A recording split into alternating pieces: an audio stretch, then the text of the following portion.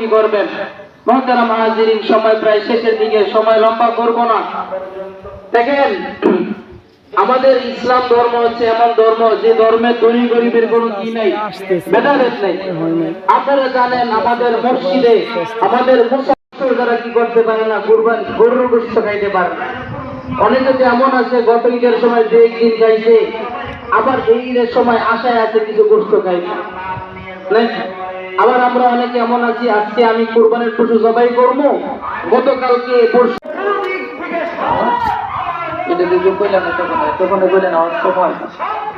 আচ্ছা যাক, নিয়তের বিষয় হলো বাড়ি থেকে যে আমরা আসছি ঈদগাহে নামাজ পড়ার জন্য, এটাই আমাদের নিয়ত।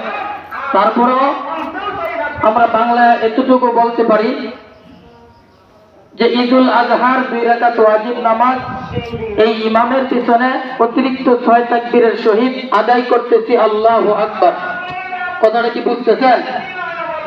ঈদুল আজহার 2 রাকাত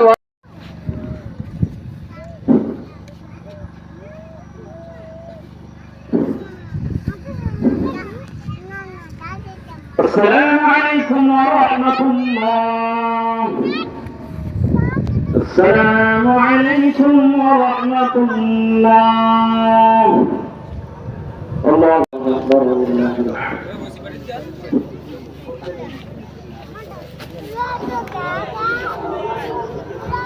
الله أكبر الله أكبر لا إله إلا الله الله أكبر الله أكبر ولله الحمد. الله أكبر كبيرا والحمد لله كثيرا سبحان الله بكرة وأصيلا. إن الحمد لله نحمده ونستعينه ونستغفره ونعوذ بالله من شرور أنفسنا ومن سيئات أعمالنا.